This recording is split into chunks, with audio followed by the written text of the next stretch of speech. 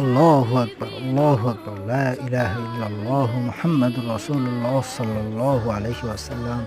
আল্লাহ তোমার এই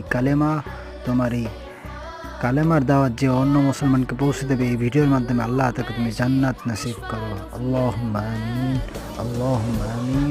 আল্লাহু আকবার, আল্লাহু আকবার, আল্লাহু আকবার। সবাই মুসলমান হয়ে থাকলে এই ভিডিওটি শেয়ার করে দিন বেশি করে।